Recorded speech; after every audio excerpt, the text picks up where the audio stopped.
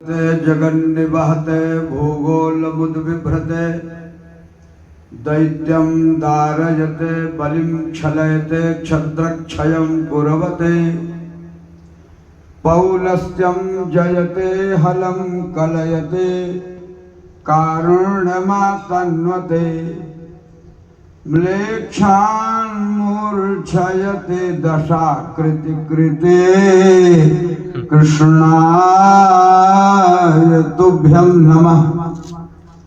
नमोस्तु रामाय सलक्ष्मणाय देव्यै च तस्यै जनकात्मजायै नमोस्तु रुद्रेन्द्रयमानिलेभ्यो नमोस्तु चन्द्रार्कमरुद्गणेभ्यः।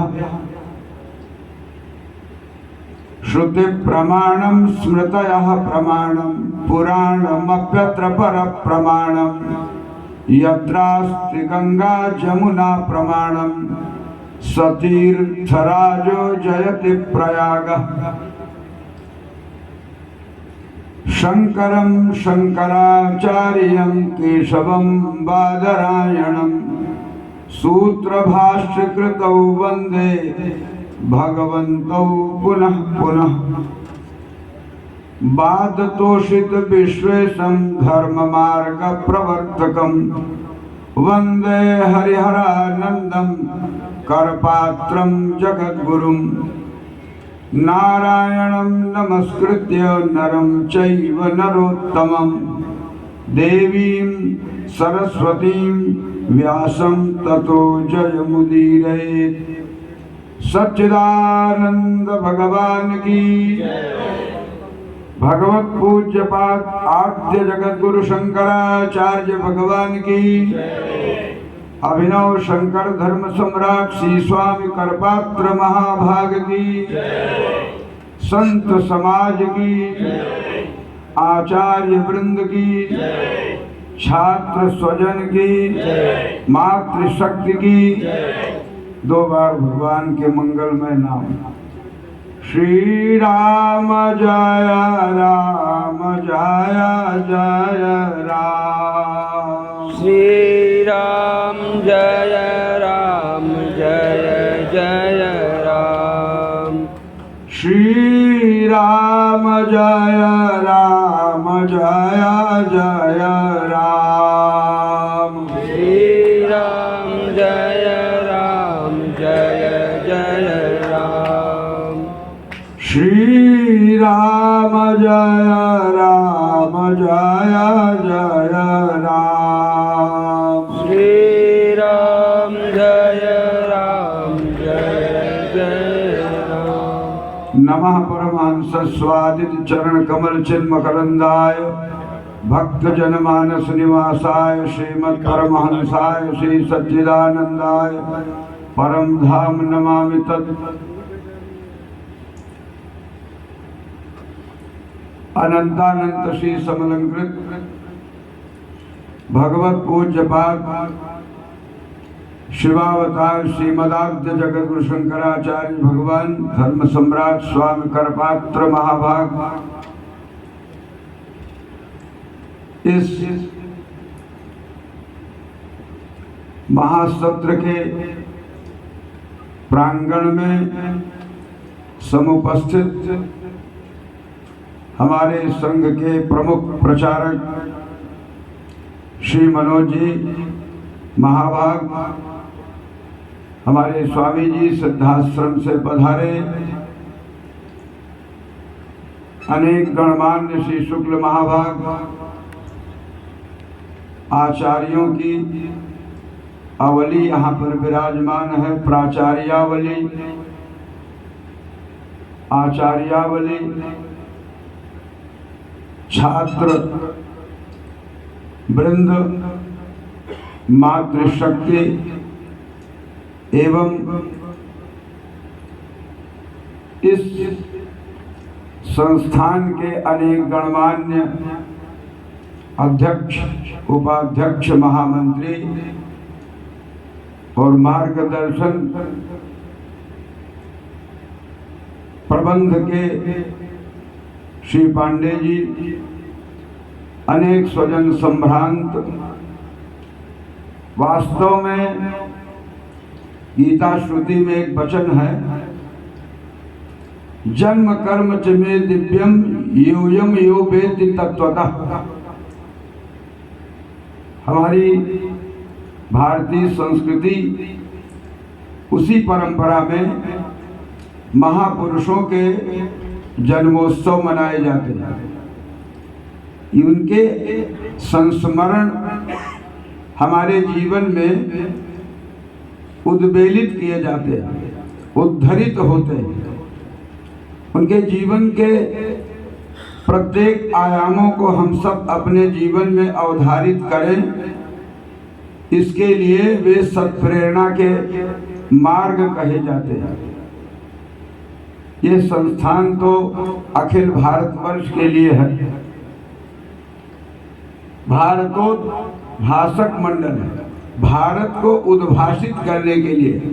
यद्यपि भारत का अर्थ है भाति सर्वेषु देशेषु भावने आभा प्रभा युक्तौ, प्रकाश की उद्भाषित शक्ति, अवतरित शक्ति ही भा है। भा आभा प्रभा दीप्तौ धातु से बनता है, भा माने प्रकाश, और रा माने भाति सर्वेषु देशेषु, रा माने रति शास्त्रेषु वर्तते। जिस देश के देशवासियों की निष्ठा, उनकी प्रीति शास्त्रों में निहित है।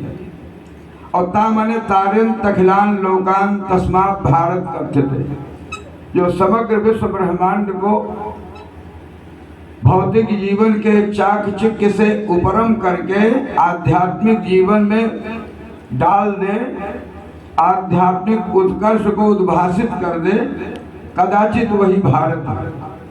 और ये भारत को उद्भाषित करने की दृष्टि से संस्थान बना। धन्यवाद है, साधुवाद है।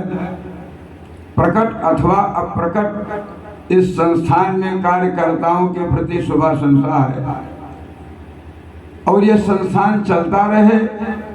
यद्यपि ग्रामे ग्रामे सभा कार्या, प्रत्येक ग्रामों में, नगरों में, स्थलों में धार्मिक सभाएं होनी चाहिए। उन धार्मिक सभाओं के द्वारा हम आप सब इस मनुष्य जीवन की अंतिम कड़ी मोक्ष की उपलब्धि प्राप्त करने में सहायक सिद्ध होंगे। इसी दृष्टि से अनेक संस्थाएं भारतवर्ष में काम करती हैं, पर यही संस्था तो अखिल भारतवर्ष के उद्भाषण के लिए। आज हम लोग इस पर्व पर उपस्थित हैं। अभी हमारे मान्य श्री मनोज जी महाभाग ने भगवान आदि शंकराचार्य के जन्म से लेकर उनके कार्यों को बड़ी पैनी दृष्टि से संक्षिप्त में सारी बातें अवगत करा दी। कालड़ी में प्रकट हुए। प्रकट होने का लक्ष्य क्या है? भविष्य पुराण तो कहते हैं भगवान आदि शंकराचार्य के रूप में जो प्रकट हो रहे हैं, शंकरः शंकरश्चैव यतिर्दंडिर भविष्यति। भविष्य पुराण कहते हैं कि भगवान शिव ही शंकराचार्य के रूप में अवतरित होंगे। लक्ष्य क्या है? आवश्यकता क्या है अवतार की? क्योंकि अवतार का अभिप्राय है अवश्यासोतारा, अवरक्षणे धातु है, अवतार तारणे धातु है। जिस प्रक्रिया, जिस विज्ञान के द्वारा संसार के अनेक प्राणियों को दिव्य गति प्रदान की जाए, उनका संरक्षण हो, उनमें आध्यात्मिक जीवन को विकसित करके और ऐहिक आमुष्मिक उन्नति प्राप्त करके मनुष्य के जीवन की कृतार्थता सिद्ध हो जाए। क्योंकि मनुष्य का अभिप्राय यही है। यद्यपि मनुष्य तो मनुमाने धातु से बनता है, पर शास्त्रम मत्वा करोति इति मनुष्य, शास्त्र को मान करके जो आचरण करे वो मनुष्य है। और वो मनुष्य सद्गति को प्राप्त करे, अंतिम लक्ष्य है अनेक जीवों के विज्ञान को देखते हुए हमारे धर्म सम्राट स्वामी पात्र महाभाग कहते थे, दानव मानव जड़ चेतन स्थावर जंगम सूकर कुकर कीट पतंग सांप छछुंदर बिल्ली बंदर जितने भी जड़ चेतन स्थावर जंगम जीव हैं, इनकी उन्नति होनी चाहिए। और इनकी उन्नति तब तक नहीं मानी जाएगी जब तक मनुष्य योनि को न प्राप्त करें, और मनुष्य की योनि को प्राप्त करके अंतिम योनि साजुज्य सामीप्य सालोक्य सामीप्य साष्ट मुक्ति को प्राप्त कर ले, तब मनुष्य के जीवन की कृतार्थता सिद्ध हो जाती है। अतः हमारे जीवन की कृतार्थता मनुष्य जीवन की उपलब्धि का अंतिम चरण है मोक्ष की प्राप्ति। पुरुषार्थ तो 4 ही कहे गए, धर्म अर्थ काम और मोक्ष। यद्यपि हमारे आद्य जगत गुरु शंकराचार्य 3 पुरुषार्थों को नहीं मानते, वो कहते थे धर्म अर्थ काम तो यही तक है, और मोक्ष की उपलब्धि भगवत प्राप्ति में निहित है। तो भगवत पूज्यपाद आदि शंकराचार्य आवश्यकता पड़ गई, बौद्धों का आक्रामक युग आया। उस समय सनातन धर्म पर अनेक पर्दे पड़ गए, छाया विकृत हो गई, दिख नहीं पड़ रहा था, अंधकार सा छाया हुआ था। कदाचित सुधन्वा राजा की उस धर्म पत्नी ने अपने अट्टालिका से आंसू गिराते हुए उस यति सन्यासी की ओर देखा, जिन्होंने 8 वर्ष में सन्यास नर्मदा जी के तट पर गोविंदपाद महाभाग के द्वारा ग्रहण किए थे। आंस टपक पड़ी, शिरोभाग पर गीला हुआ, ऊपर की ओर देखा तो महारानी साहिबा बिलख बिलख कर रो रही थी। भला सनातन धर्मी कोई पैदा ही हुआ जो बौद्धों के आक्रामक युग में प्रभावित होकर सनातन धर्म की मान्यताओं को छिपा रहा। महाराज उसी समय होश में आ गए, अरे सनातन धर्म की रक्षा करना तो परम धर्म है, सबका धर्म है, सनातन धर्म तो सब में है। हमारे पुरी पीठाधीश्वर महाराज श्री कहते हैं, जन्म से सब सनातन धर्मावलंबी, चाहे जितने भी मान्यताओं में जीने वाले हों, भारतवर्ष में आर्य समाजी हों, अन्य प्रकार के मान्यताओं को प्राप्त करने वाले हों, ईसाई अबेस्ती फिलिस्ती तुर्की किसी भी प्रकार के लोग हों, उनके जीवन का आरंभ तो सनातन धर्म से ही होता। क्यों? कहते हैं जन्म से सब सनातन धर्मी होते हैं, काट पीट करके और कुछ बनते हैं, उन्हें काट पीट करके कुछ बनाया जाता है। जन्म से सभी सनातन धर्मावलंबी होते हैं, इसलिए सनातन धर्म दृढ़ है, मूल है, इसमें सबको जन्म लेना है। रोना धोना, उठना बैठना, खाना पीना, चलना फिरना, नमस्कार प्रणाम करना, विवाह इत्यादि करना, बच्चा बच्ची पैदा करना, ये कहाँ से आया? सनातन धर्म। तो सनातन धर्म की मान्यताओं को भला बौद्धों ने, जैनियों ने, चारवाकों ने, जिन्होंने सनातन धर्म के मूल सिद्धांतों को छिपाने का कार्य किया, अपनी मान्यताओं को ऊपर ला के रखा। और एक बड़ी पदे की बात है, कोई किसी प्रकार की मान्यता बनावे तो उसको उस मान्यता के आधार पर फल देने वाला कोई और बनाना पड़ेगा। इसीलिए जितनी मान्यताओं के स्वजनों ने अपना आयोजन किया, अलग से मान्यताएं बनाई, फिर उनको अलग भगवान बनाना पड़ा। सबके भगवान अलग अलग बन गए, जितनी भी मान्यता के लोग थे। क्यों? क्योंकि फल देने वाला भगवान सनातन धर्मावलंबी होगा और मान्यता कोई और होगी तो फल कहाँ से मिलेगा? वो तो गणित का सिद्धांत है, 2 मिलकर 4 होगा। इसलिए तमाम प्रकार की मान्यताओं के लोगों ने अपने अपने विचार के आधार पर अपनी अपनी मान्यताएं बनाई, और उन मान्यताओं के आधार पर फल देने वाले कोई और भगवान हुए। अब उन्हें सगुण से भय था, सगुण से भय होने पर निर्गुण ही प्रमुख समझ में आया, और निर्गुण जब समझ में आया तो निर्गुण की उपासना को ही बल देते हुए 13 प्रकार के मान्यताओं के लोग भारतवर्ष में ही नहीं पूरे विश्व में हैं, जिन्होंने अपने भगवान को निर्गुण माना।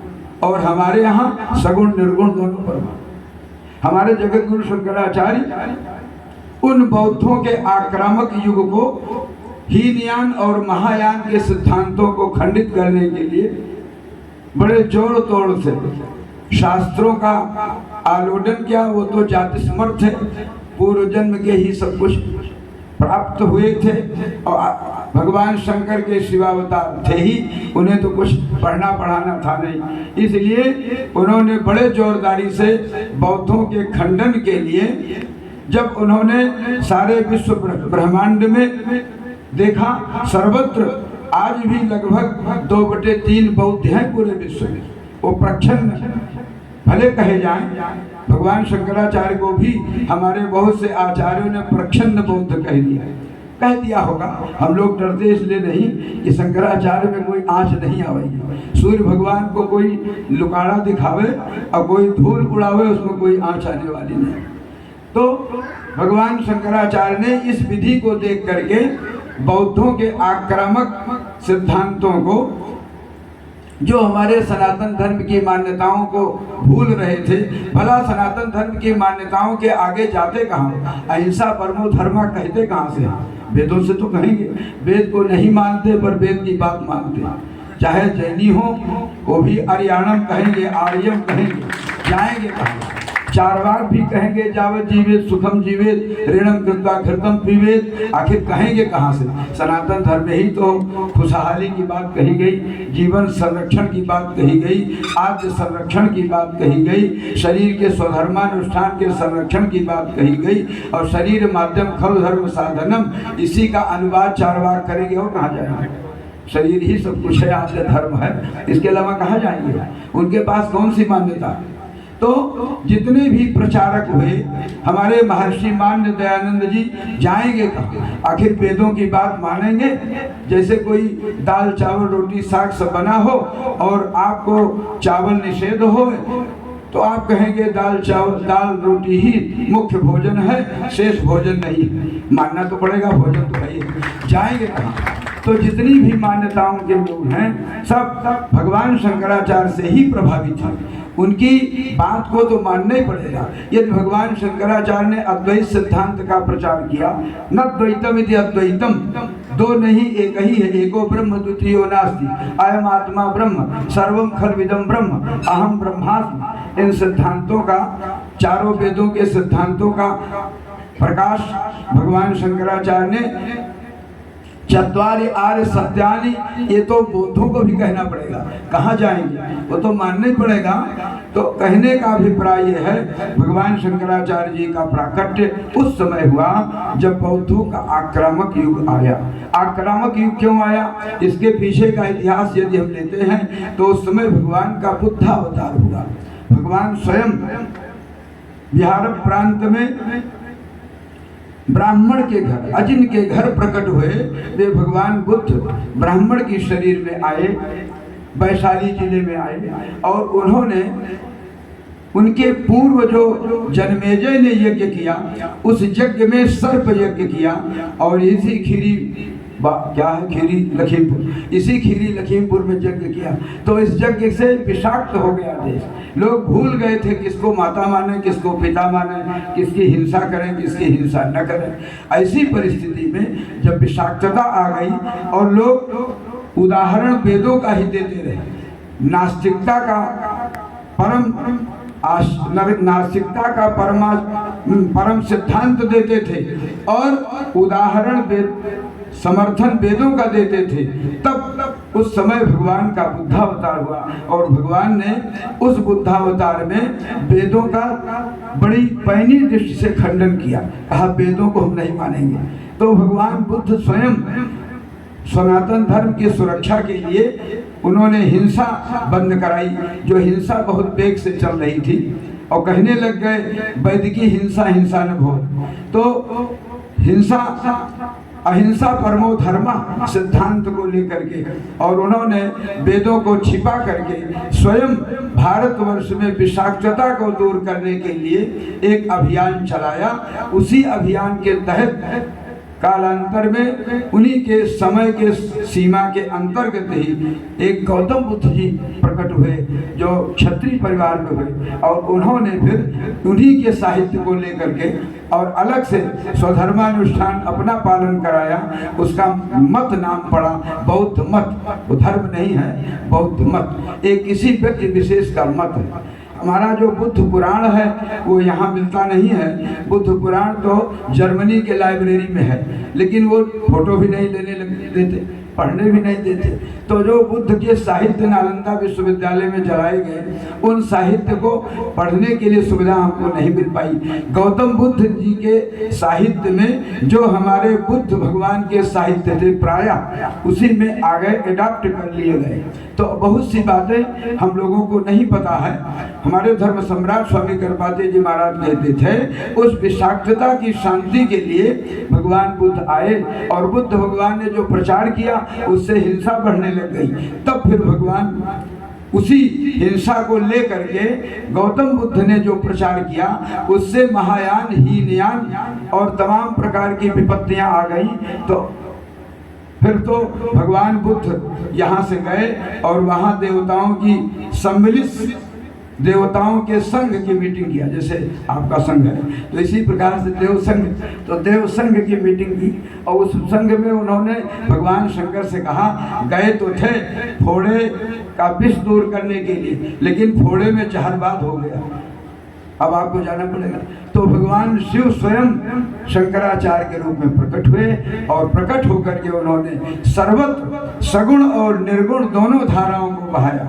जगन्नाथपुरी में समुद्र में डूब करके मूर्तियां निकाल के स्थापित कराई, द्वारिकापुरी में समुद्र में डूब करके मूर्तियां स्थापित की, और इसी प्रकार रामेश्वरम में भगवान शंकराचार्य ने मूर्ति स्थापित की। इतने नहीं, अभी हमारे श्रीमान जी बता ही रहे थे, उन्होंने अलकनंदा में 3 बार डुबकी लगाई। पहले डुबकी लगाई, खंडित मूर्ति निकली, नाक कटी हुई। नारद जी ने कहा नहीं नहीं ये मूर्ति ठीक नहीं। फिर डुबकी लगाई तो अंगुली हाथ की कटी थी, कहा ये भी ठीक नहीं। फिर डुबकी लगाई तो महाराज उनके ललाट पर धब्बा बना हुआ था। आज वही मूर्ति पूजित हो रही। अभी आपने बताया ना कि कलयुग में खंडित मूर्ति की भी पूजा की ही जाती है, हो ही रही है, क्योंकि मुसलमानों के 1700 साल के आक्रामक युग ने मूर्तियों में बहुत तोड़फोड़ कर दी। अब ये मूर्तियां आज भी पूजित हो ही रही हैं सिद्ध स्थली होने के नाते। तो महाराज श्री ने सगुणत्व की दृष्टि से 124 ग्रंथ लिखे और उन ग्रंथों के माध्यम से सर्वत्र प्रचार किया। कितने स्तोत्र सगुणत्व बनाए, और निर्गुणत्व की दृष्टि से जहाँ सगुण की बात आई वहाँ तो सुधा सिंधोर मध्य सुरभि टपी बाटी परिवृते मणिद्वीपे नीपो पवनवती चिंता मणिगृहे शिवाकारे मंचे परम शिव पर्यंक निलयाम भजन्ति त्वां धन्या कतिचन चिदानंद लहरी। सगुण और निर्गुण दोनों एक साथ स्तुति कर दी। भगवती पराम्बा की स्तुति कर दी। परम शिव के मंच पर विराजमान महाशक्ति त्वदीयं सौंदर्यं तुहिन गिरि कन्ने तुलयितुम। हे माता, तोरे परम सौंदर्य की का तौर कौन कर सकता है, तुलना कौन कर सकता है। बड़ी विचित्र स्तुति करी, और जहाँ निर्गुण की पूरी बात आ गई तो कह दिया जपो जल्पा शिल्पम सकलम विमुद्रा विरचनम। हे माता, जो बातचीत करते वही तेरा जप। जपो जल्पा शिल्पम सकलम विमुद्रा विरचनम गति प्रादक्षिण्यम सकलम स्नात्याहुत विधि। जो यात्रा कर रहे हैं सब तेरी प्रदक्षिणा है, जो आसन भोजन ले रहे हैं, जलपान ले रहे हैं, ये सब आहुति है। जपो जल्पा शिल्पम सकलम विमुद्रा विरचनम गति प्रादक्षिण्यम सकलम स्नात्याहुत विधि सपर्या पर्यायस्तव भवतु जन्मे विलसितम। हे माता, जो कुछ प्रदक्षिणम, जो कुछ परिक्रमा, जो कुछ यात्रा, सब तेरी परिक्रमा, सारी बातचीत, सब कुछ तेरा जप, सारा आहार विहार सब तेरे लिए आहुति, सब कुछ समर्पण कर दिया। तो जहाँ निर्गुण उपासना वहीं सगुण उपासना। और हमारे गोस्वामी जी बहुत बढ़िया बात कहते हैं, अगुण ही सगुण ही नहीं कछु भेदा। निर्गुण में सगुण में कोई भेद नहीं। हम आप बैठे हुए हैं तो सगुण है और पीठ पीछे निर्गुण। पीठ पीछे रसगुल्ला रख दिया जाए तो पीठ में कोई हैसियत है? वो तो जब तक सामने नहीं होगा सगुणत्व को प्राप्त नहीं होगा। इसलिए आराधना की विधि इतनी प्रबल, इतना नहीं, अभी ये महाभाग हमारे बता ही रहे थे। भगवान शंकराचार्य जी अपनी आयु 8 वर्ष की, 8 वर्ष की आयु में संन्यास धारण किए। और जब उत्तराखंड की यात्रा किए भगवान वेदव्यास का दर्शन हुआ। बड़ी लंबी दाढ़ी, बड़ी विशाल आकृति वाले भगवान के चरणों में प्रणाम किया।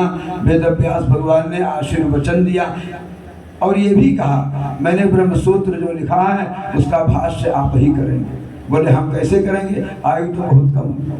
बोले 16 वर्ष की आयु कर देता हूँ, इससे भी नहीं काम चलेगा। बोले 32 कर देता हूँ, दुगनी, इससे ज़्यादा क्या। तो कहा इतने भी काम न चले तब। बोले तब तो हमारे इस महाभाष्य को लिखने के लिए आपको तलाशना पड़ेगा। इस समय कुमारिल भट्ट प्रयागराज में फूस की शैया बनाकर जलने जा रहे हैं, वहाँ पहुँचिए, आकाश मार्ग से आए। महाराज कुमारिल भट्ट बड़े उद्भट विद्वान, उन्होंने बौद्ध दर्शन के खंडन के लिए बौद्ध दर्शन के आचार से दीक्षा लेकर बौद्ध दर्शन का अध्ययन करके फिर इतनी सामर्थ्य आ गई कि बौद्ध दर्शन का खंडन करने लगे। तब उन्हें पता चला गुरुवापराध हो गया, गुरु के प्रति अपराध कर दिया, उन्हीं गुरु का खंडन, उन्हीं से शास्त्र। तब क्या करूं, इस प्रायश्चित के लिए उन्होंने निर्णय लिया, फूस रख करके, घास फूस रख करके, लकड़ी रख करके चिता बना के जल जाए।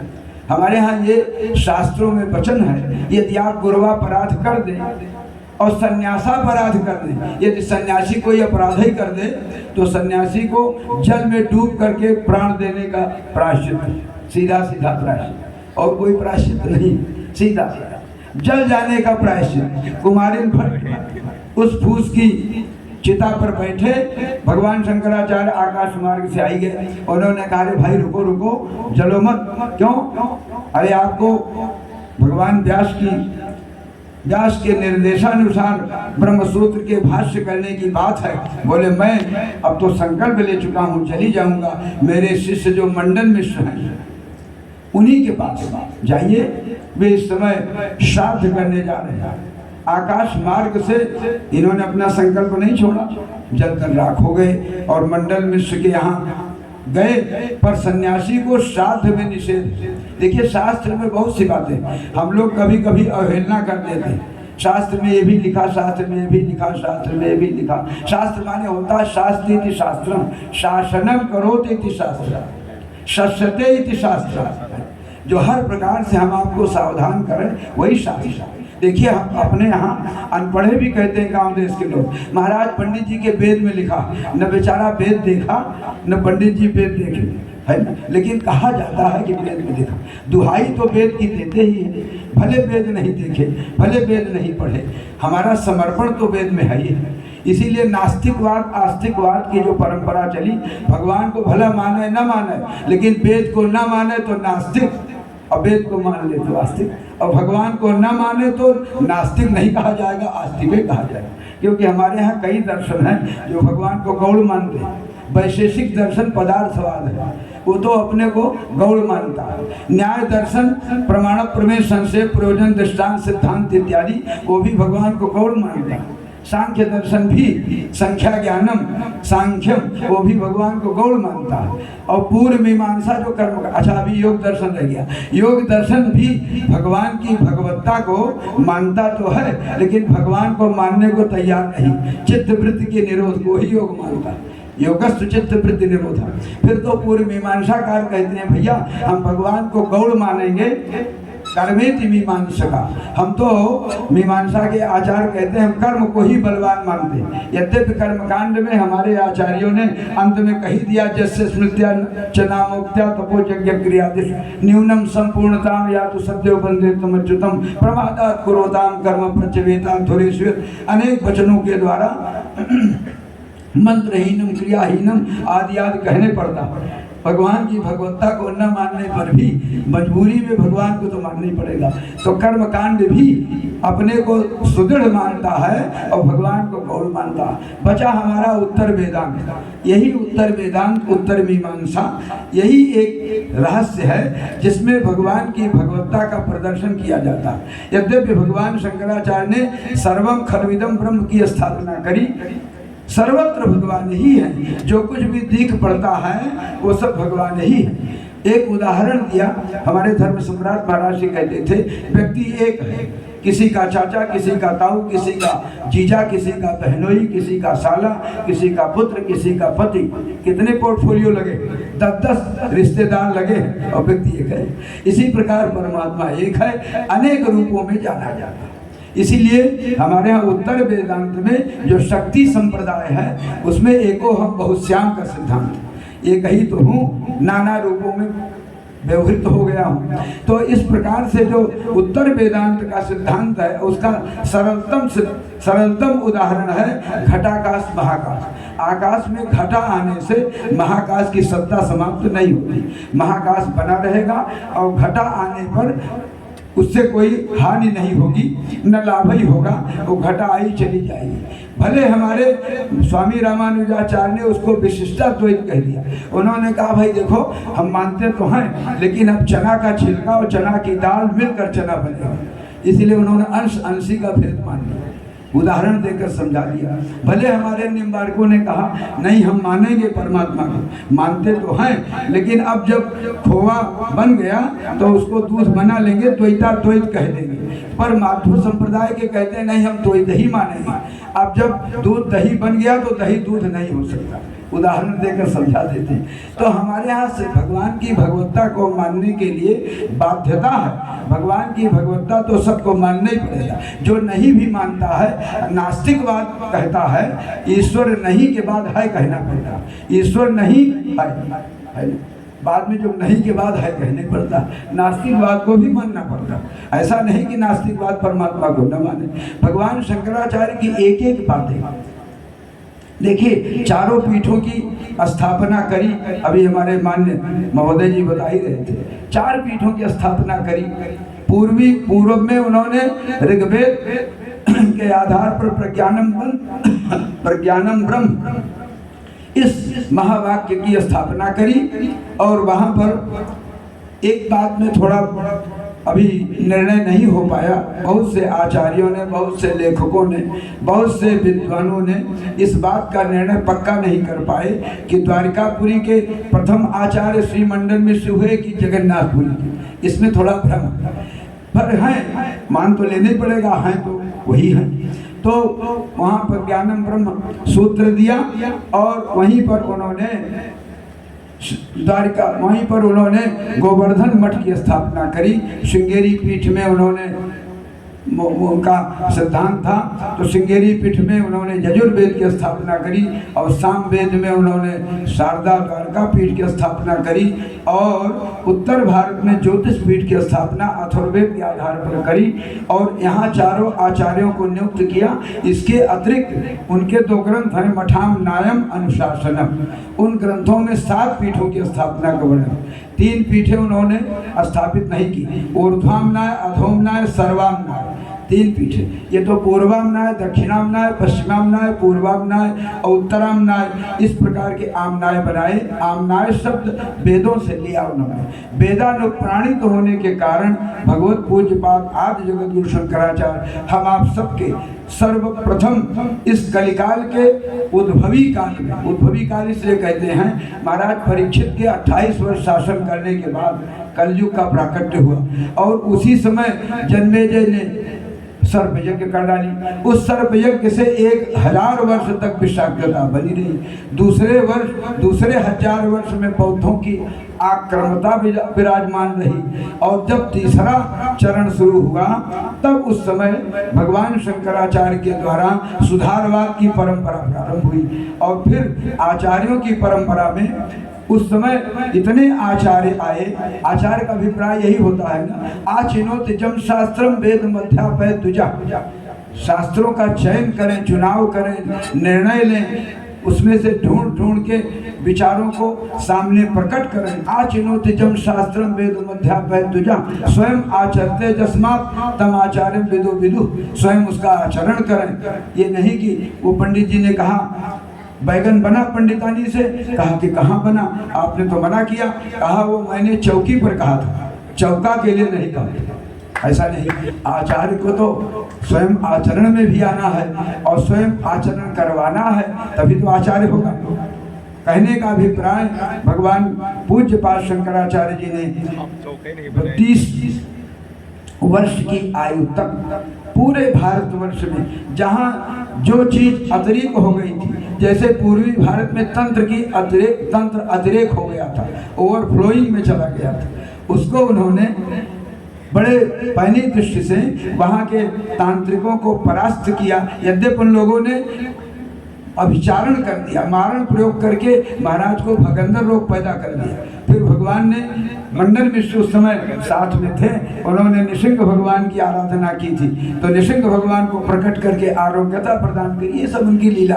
तो लीला अवश्य श्रवण करना चाहिए। नाम रूप लीला धाम चतुष्ट है, इसलिए इन सब विचारों के द्वारा हम लोगों को जागृत होना चाहिए। कितने थोड़े समय में कितना विशाल साहित्य दिया, कितने भारतवर्ष का शोधन किया, कितने ऋषियों का उत्साह बढ़ाया, शासन का शोधन किया।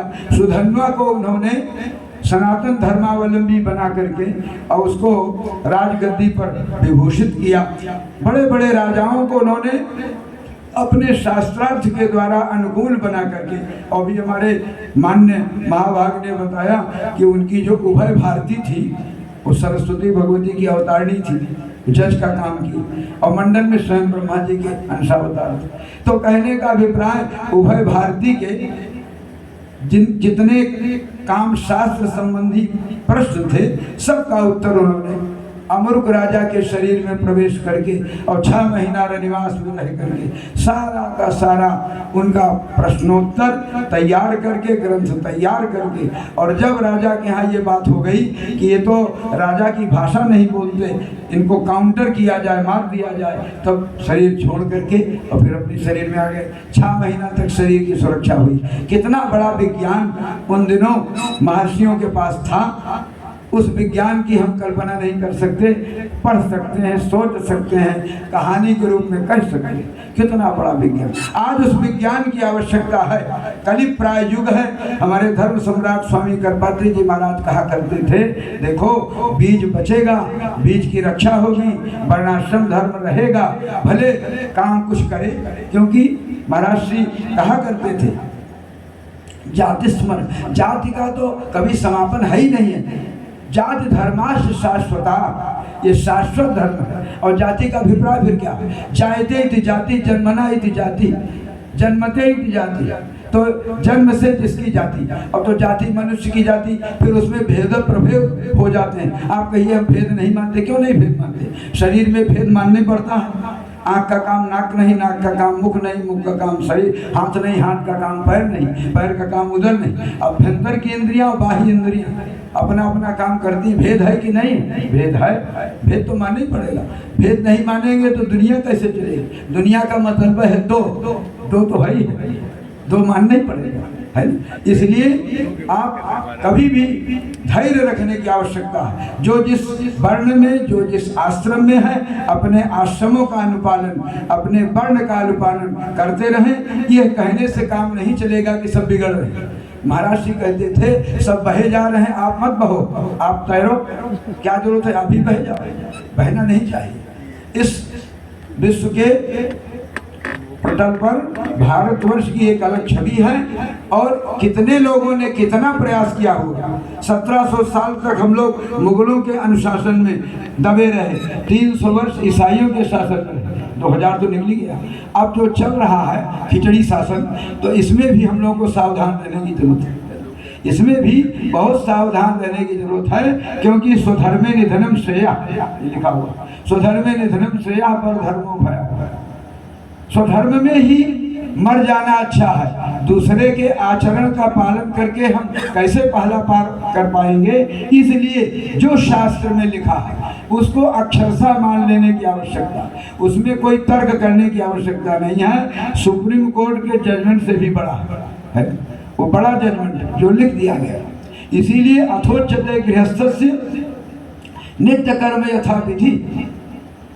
महाराज हम लोगों के लिए जो नित्य कर्म का विधान है, आचरण का विधान है, स्त्री पुरुषों के आचरण का विधान है, पुरुषों के अलग नियम, माताओं के अलग नियम। देखो आप समाज में अगर कहीं देखे हो तो माताएं एक माता को प्रणाम करती हैं अथवा किसी पुरुष को प्रणाम करती हैं, तो जितनी माताएं सबको लाइन में सबको प्रणाम करना पड़ता है। ये माताओं के प्रणाम का धर्म, आप नहीं काट सकते, आप कहाँ तक काटेंगे। जितनी माता हैं उनको सबको प्रणाम करना, और नहीं करती है तो सास माताएं जबरदस्ती प्रणाम कराती, तुरंत ट्रेनिंग देती, विलंब न करो। हमारे यहाँ प्रणाम की पद्धति कितनी गड़बड़ आ गई। एक हाथ से प्रणाम करने पर पहले का पुण्य नष्ट हो जाता है। आजकल एक हाथ का प्रणाम चल गया, इसका खंडन कौन करे? आप ही लोग करेंगे, हम ही लोग करेंगे, दूसरा करेंगे। एक हस्तक प्रणामे ने एकाचय प्रदक्षिणा अकाले दर्शनम चैव हंत पूर्णम पुरा कृतम। पहले का कमाया भी पुण्य नष्ट हो जाता। तो प्रणाम करने की विधि हमारे यहाँ कमजोर हो गई। एक एक विधियां दूसरे लोगों के यहाँ से आई, जो हमारे यहाँ से ले गए उसका उल्टा किए और उसको हम फिर उसको प्रणाम करने लग गए। स्थिति दाहिना हाथ ऊपर रहे, बायां नीचे रहे, दाहिना दाहिने पैर को छुएगा, बायां बाएं को छुएगा। दाहिने में ऊर्जा शक्ति है और बाएं में प्रवाह शक्ति है। दाहिने में जो ऊर्जा उसको आप कह लीजिए इसमें करंट है और बाएं वाले में अर्थिंग है। तब तो प्रणाम करने पर इस तरह लगाएंगे तब आयुर्विद्या जो सफल है, तब चार चीज बढ़ेगी। और उल्टा पुल्टा प्रणाम करेंगे तो चाहेंगे चारों चीज। विधि का पालन करेंगे तो फलादेश होगा, और विधि का पालन नहीं करेंगे तो फलादेश कहाँ से होगा। भगवान शंकराचार्य जी ने एक एक विधि, अब ज़्यादा समय नहीं है क्योंकि ठीक है ना, तो और समय बहुत से विचार हैं। तो अभी हमारे ये आचार्य लोग बैठे हैं, संचालक महोदय, इनको तो हमने नाम नहीं लिया, गोपनीय ढंग से कह दिया। तो अभी ये भी कुछ कहेंगे और सब बातें हैं। तो इतनी सब बातें हैं। आप लोग सब साधुवाद के पात्र हैं, सारे आचार्य हमारे आदरणीय हैं, जो भी मातृशक्ति है भी सब आदर के पात्र हैं। हम लोग शंकराचार्य के सिद्धांतों को समझने के लिए विचार करें, ग्रंथों का आलोडन करना पड़ेगा। हमारे पूरी पीठाधीश्वर जगद्गुरु शंकराचार्य भगवान कहते हैं, देखो भाई ग्रंथ गुरु, ग्रंथ का अभ्यास करना पड़ेगा, ग्रंथ पढ़ना पड़ेगा, गुरुजनों की सहायता लेनी पड़ेगी और फिर गोविंद का स्मरण कर। ग्रंथ गुरु और गोविंद को पाना है तो ग्रंथावलोकन और फिर गुरुस्पर्श, क्योंकि बिना गुरु के ज्ञान होता नहीं। और गुरु तस्मात् गुरुम प्रपद्येत, इसीलिए शास्त्रों में वचन आया गुरुजनों के पास। यहाँ तो सब गुरुजन बैठे ही हैं, हम लोग तो उन्हीं के संरक्षण में कुछ कह ही रहे।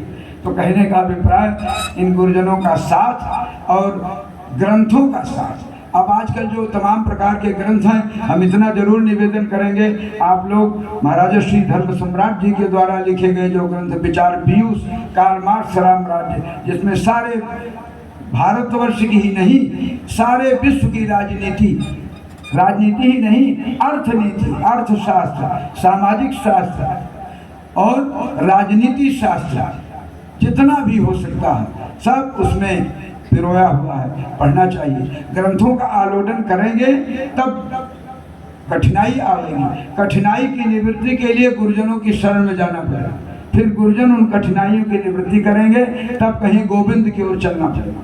गुरु ग्रंथ और गोविंद हमारे जीवन में आना चाहिए। ये हमारे भगवान शंकराचार्य जी के जीवन परिचय से प्रेरणा मिलती है।